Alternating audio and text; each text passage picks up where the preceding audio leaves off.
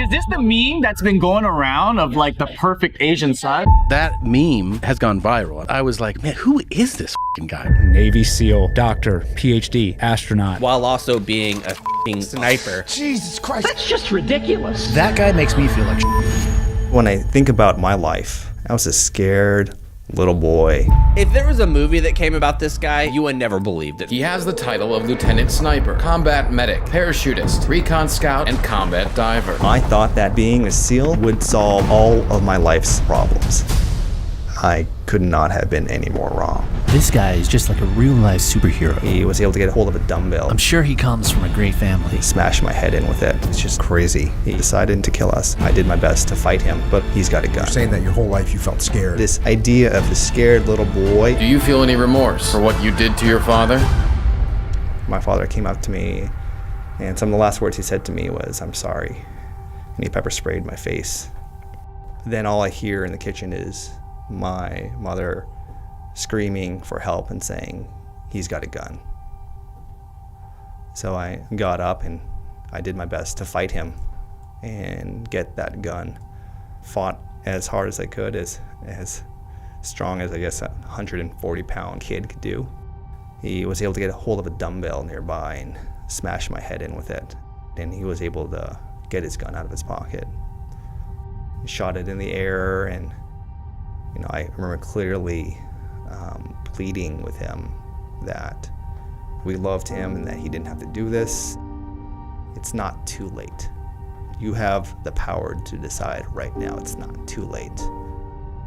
In a moment of clarity that my father found, he decided not to shoot us, not to kill us, and I told him to go run, just run. He left the back door. In the hysteria of that, my mother was on the phone and called 911 and screaming for help, and police came, and I came back into my room and I noticed that things had shifted. I have a closet that has access to the attic, and I noticed that furniture was moved in such a way to gain access to the attic.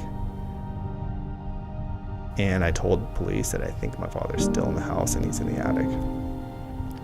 So they did what they're trained to do. They sectioned off the area and confronted my father, and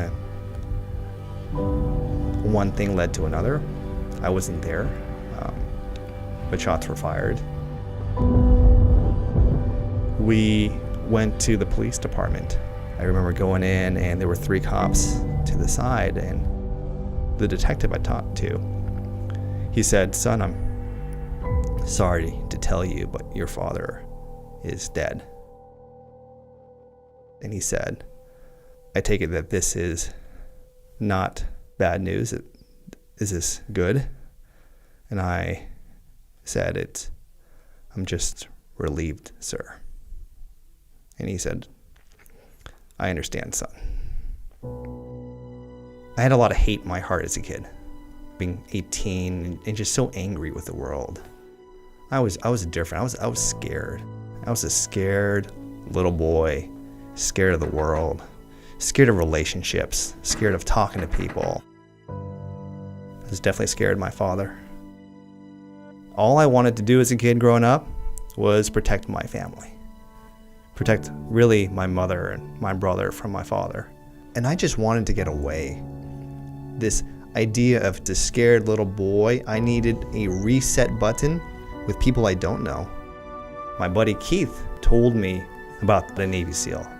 I had never heard what a SEAL was, and he told me with this passion about that warrior that does these hard things that no one else wants to do.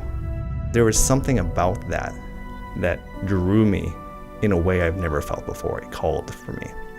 My decision was made. I'm like, this is what I'm gonna do. I wanted to transform my life. I wanted to learn the skills, to develop the strength, to become a different person, be someone that could protect the people that I loved that couldn't protect themselves. It was my ticket to escape the childhood I was born into. And for the first time, I felt accepted. I never felt accepted growing up. For the first time, I was home. I thought that being a SEAL would solve all of my life's problems. I could not have been any more wrong. When I showed up to Iraq, I think it became very clear the situation we found ourselves in. One of my good friends, Ryan Job, was hit in the face. That radio call coming out from Leif saying that Ryan had been hit and that I was needed. I remember going on the roof and seeing Ryan lying down in a pool of his blood. And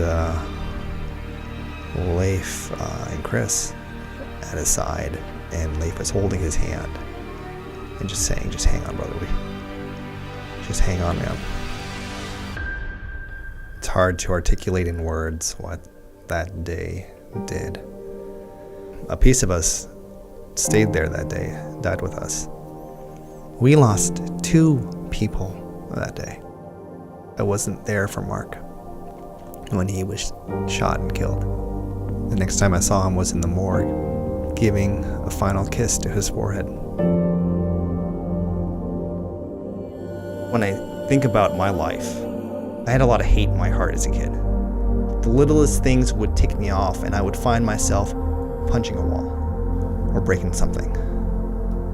My dad was uneducated. He also came from a pretty terrible home situation. I think he did the best he could to live with those demons, but a lot of times he didn't have the mental strength.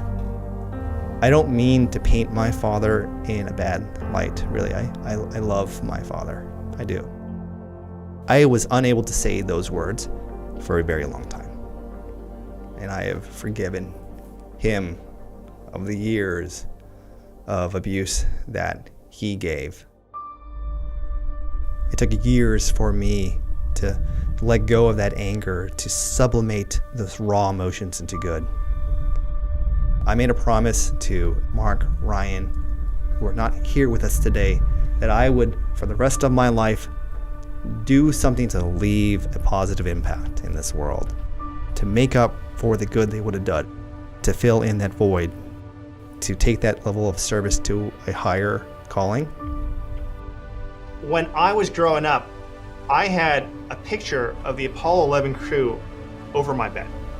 I never thought I could be an astronaut. I didn't think people who came from my background could do something like that. Learning a little bit more about how astronauts have had the opportunity to represent humanity for good, learning about the impact that astronauts can have on our next generation. That's when I put my name in the hat, wanted to be an astronaut. It's one small step for man, one giant leap for mankind. When I first watched Gattaca, it's a futuristic world where everything is based on genetics. Some poor soul who was born with inferior genetics but has a dream of becoming an astronaut. There was something about it. I identified with certain aspects of this character, of just being the underdog who had huge aspirations but was unfortunately told you're not allowed to do any of these things because you don't have the genetics for it. And so he puts himself through excruciating training and procedures to fool everyone. He ends up being better at the job than anyone else. It's not possible. I'm here to tell you that it is possible. He is the perfect manifestation of service above self. He's very quick to put others' needs above his own. I would trust my life to him, and I'm very proud to call him my friend. Ladies and gentlemen, the newest NASA astronaut, Jonathan Kim.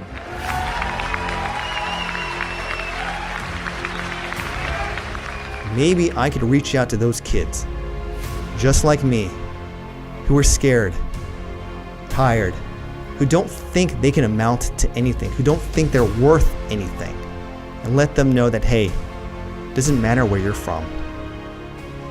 If you get up every time you fail, you can amount to something and you can do positive work.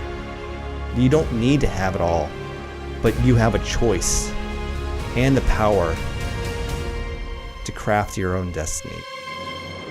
these astronauts are prepared to propel humanity into the vast unknown, taking us farther than ever before. They are the best of the best, and they come from many walks of life. If there's something that important for you, why aren't you grabbing it right now?